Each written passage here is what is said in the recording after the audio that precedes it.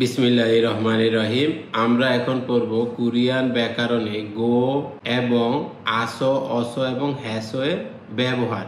এটা কোরিয়ার একদম শুরুর দিকের ব্যাকরণ, অর্থাৎ এটা আপনার জানাই লাগবে। এটা জানা ছাড়া আপনি কোরিয়ান সেন্টেন্স তৈরি করতে পারবেন না, বা এটা ছাড়া আপনি অর্থ বুঝতে পারবেন না। প্রথমে দেখেন গো এর ব্যবহার। গো এটা কি জন্য ব্যবহার করা হয়? গো ব্যবহার করা হয় দুটি কাজ বা অবস্থাকে যুক্ত করার জন্য। যখন আপনার একটার বেশি কাজ সংঘটিত হয় বা অবস্থা একটার বেশি হয়, তখন সেই ক্ষেত্রে গো ব্যবহৃত হয়। যেমন দেখেন, দুটি কাজ যদি পরপর ঘটে সেই ক্ষেত্রে গো ব্যবহার হয়। দুটি কাজ একই সময় যদি ঘটে সেই ক্ষেত্রেও গো ব্যবহার করবেন। আবার একটার পরে যদি আরেকটা হয় সেই ক্ষেত্রেও গো ব্যবহার করবেন। তাহলে উদাহরণগুলি দেখি। নানুন আমি, ফাবুল ভাত, মক্কো মানে খাওয়ার। এই দেখেন, মক অর্থ খাওয়া আর গো অর্থ এবং বা তারপর। তাহলে আমি ভাত খাওয়ার পরে মুরুল মাসিও পানি পান করি, অর্থাৎ আমি ভাত খাই তারপরে পানি পান করি, বা আমি ভাত খাই এবং পানি পান করি। তাহলে সেই ক্ষেত্রে গো ব্যবহৃত হয়। আবার দেখেন খুনুন মানে সে, হাক্কিওয়ে স্কুলে, খাগো যায় এবং বা যাওয়ার পরে, খংবু হেয় পড়াশোনা করে। তাহলে এই ক্ষেত্রে গো যুক্ত হয়। প্রথমে ও কি করে? স্কুলে যায়, স্কুলে গিয়ে পড়াশোনা করে। এখনো তো স্কুলে না গিয়ে পড়াশোনা করতে পারবে না, তাহলে সেই ক্ষেত্রেও গো ব্যবহৃত হয়।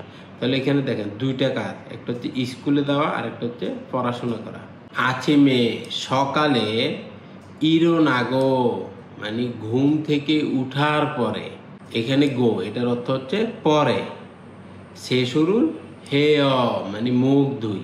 শেষ অর্থ মুখ ধোয়া। আমরা ঘুম থেকে উঠার পরে মুখ ধুই না, তাহলে ওটা কি করি? আগে ঘুম থেকে উঠি তারপরে মুখ ধুই। তাহলে সেই ক্ষেত্রে গো ব্যবহৃত হয়। আবার দেখেন সিঙ্গুরুল মান্না গো মানে বন্ধুর সাথে সাক্ষাৎ করলাম, আর গো মানে হচ্ছে এবং। কফিরুল মাসিয়স এবং কফি খেলাম বা কফি পান করেছিলাম, অর্থাৎ বন্ধুর সাথে সাক্ষাৎও করছি আবার কফি পান করছি। তাহলে এখানে দুইটা কাজ হচ্ছে, একটা হচ্ছে বন্ধুর সাথে সাক্ষাৎ করা আর একটা হচ্ছে কফি পান করা। স্যাগুল ইগো মানে বই পড়ে তারপরে, মানে বই পড়ার পরে সাশ্রয় ঘুমালাম। সাশ্রয় ঘুমালাম মানে বই পড়ার পরে ঘুমালাম। প্রথমে বই পড়েছে তারপরে ঘুমিয়েছে, তাহলে সেই ক্ষেত্রে গো ব্যবহৃত হয়। এবার দেখেন আসো, অসো এবং হ্যাসো এর ব্যবহার। এটা সাধারণত কারণ। এই যে আসো, অসো বা হ্যাসো, এটা সাধারণত কারণ বুঝাতে ব্যবহৃত হয়। এটা দ্বারা কারণ, যেহেতু এবং তাই বুঝাতে ব্যবহৃত হয়। কারণ, যেহেতু এবং তাই বুঝাতে ব্যবহৃত হয়। এবার দেখেন ফিগা মানে বৃষ্টি, ওয়াস আসার কারণে, উসানু ছাতা, খাজিও ওয়াসয় সাথে করে নিয়ে এসেছি, অর্থাৎ বৃষ্টি এসেছে তো সেই জন্য ছাতা নিয়ে এসেছি। তাহলে কি কারণে ছাতা এনেছে?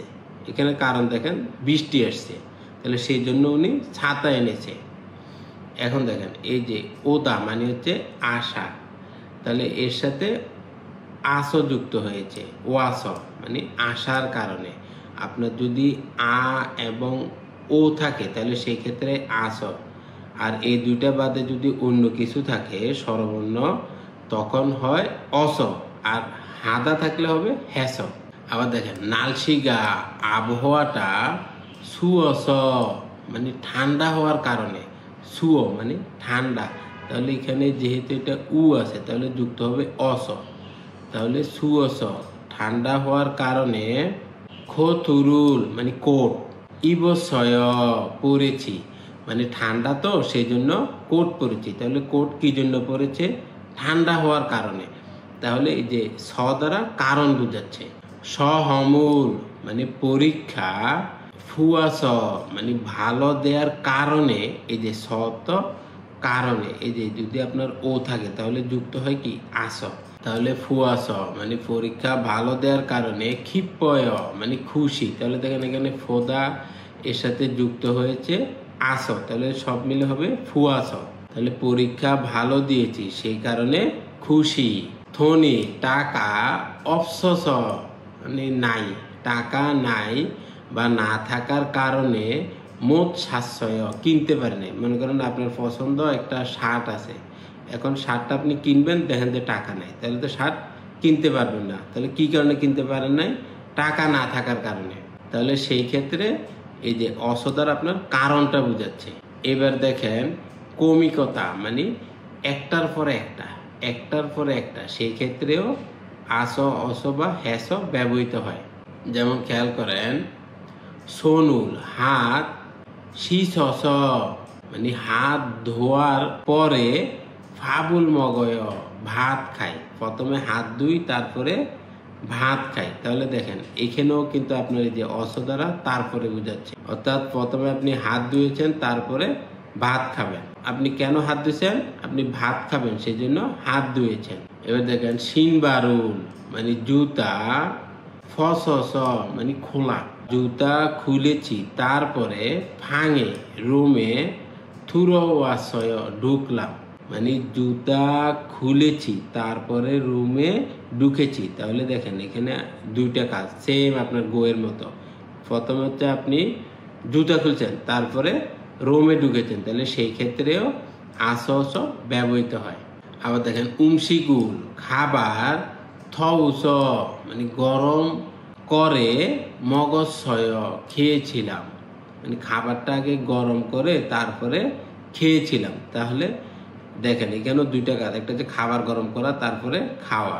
এবার আপনি পার্থক্য দেখেন, যখন গো কখন ব্যবহার হয় এবং কখন আস অস এবং হ্যাস ব্যবহৃত হয়। দেখেন আপনার সম্পর্ক যদি দুইটা আলাদা কাজ হয় সেই ক্ষেত্রে ব্যবহার হয় গো, আর যদি কারণ বা অবিচ্ছিন্ন, দেখেন আপনার এখানে এই যে গো দ্বারাও কিন্তু তারপরে বোঝায়, আবার আস অস দ্বারাও তারপরে বোঝায়, কিন্তু যেটা আপনি না করলেই না সেই ক্ষেত্রে আস অস ব্যবহৃত হয়, যেটা আপনার করতেই হবে সেই ক্ষেত্রে আস অস ব্যবহৃত হয়। দেখেন আপনি বাসায় ঢুকবেন, তাহলে আপনার জুতা খুলতেই হবে, তাহলে সেই ক্ষেত্রে গো ব্যবহৃত হবে না, সেই ক্ষেত্রে ব্যবহৃত হবে আস অস বা হেস। এখন দেখেন এর অর্থ হচ্ছে এবং বা তারপরে, আর এখানে এর অর্থ হচ্ছে কারণ, যেহেতু, তাই বা পরে। উদাহরণ দেখেন ইয়ং হোয়া সিনেমা ফোগো দেখি এবং ছাই ঘুমাই, সিনেমা দেখি এবং ঘুমাই। এবার আপনি আস অস দিয়ে উদাহরণ দেখেন ফিগুন হেস মানে ক্লান্ত থাকার কারণে, ছাই ঘুমাই, আমি ঘুমাই কি কারণে? আমার টায়ার্ড লাগতেছে, আমার ক্লান্ত লাগতেছে সেই জন্য ঘুমাই। তাহলে দেখেন এখানে এই স দ্বারা কারণ বুঝাচ্ছে। এবার আপনার গুরুত্বপূর্ণ নোটটা দেখেন, গো শুধুমাত্র সময়ের ক্রম বোঝায়, মানে কোনটার পরে কোনটা সেই সিরিয়ালটা বোঝায় গো দ্বারা। কাজ দুটি একে অপরের থেকে স্বাধীন হতে পারে, মানে দুইটা কাজ সম্পূর্ণ আলাদা হতে পারে, বা একটি কাজ শেষ হওয়ার পর আরেকটি শুরু হতে পারে। আপনার দুইটা কাজ এটা করলে এটা করতেই হবে সেরকম বাধ্যবাধকতা নাই, সেক্ষেত্রে গো ব্যবহৃত হয়। আবার দেখেন আস অস এবং হ্যাস এটা কারণ বুঝাতে ব্যবহৃত হয়। আপনি যখন দুইটা কাজ করবেন তখন একটার কারণে আরেকটা করবেন, সেই ক্ষেত্রে আস অস এবং হস ব্যবহৃত হয়, অর্থাৎ কারণ বুঝাতে ব্যবহৃত হয়। এখন দেখেন এটা যদি এভাবে হয় ফিগা মানে বৃষ্টি, ওগো মানে বৃষ্টি হলো এবং উসানুল ছাতা, খাজিও আশ্রয় সাথে করে নিয়ে এসেছি, বৃষ্টি হয় এবং ছাতা সাথে করে নিয়ে এসেছি, তাহলে এটা ভুল। কিন্তু এটা যদি এভাবে লেখেন ফিগা ওয়াস মানে বৃষ্টি হওয়ার কারণে উসানুল খাজিও আশ্রয় ছাতা সাথে করে নিয়ে এসেছি, কি জন্য ছাতা আনছেন? বৃষ্টি হয়েছে সেই জন্য আসছি। এখন আপনি যদি বলেন বৃষ্টি হয়েছে এবং ছাতা আনছে, তাহলে এটা কি? ভুল। বৃষ্টি হয়েছে তাই আমি ছাতা নিয়ে এসেছি, বা আমি ছাতা কেন আসছি? কারণ বৃষ্টি হয়েছে, তাহলে এটা হচ্ছে সঠিক। এবার দেখেন অনুশীলন আপনি কিভাবে করবেন।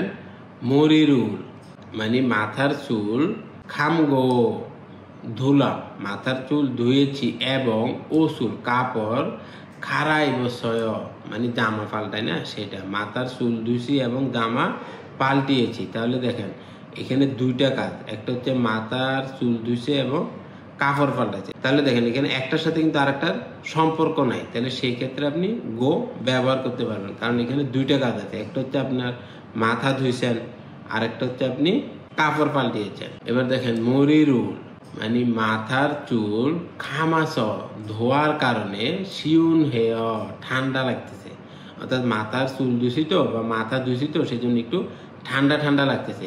তাহলে সেই ক্ষেত্রে আসো ব্যবহৃত হয়। তাহলে দেখেন আপনার গো এবং এই যে স, এটার কারণে কিন্তু আপনার অর্থ চেঞ্জ হয়ে যায়। অর্থাৎ আপনারা এইভাবে আরেকটু চর্চা করেন, তাহলে পারবেন। আশা করি আপনারা বুঝতে পেরেছেন। আল্লাহ হাফেজ।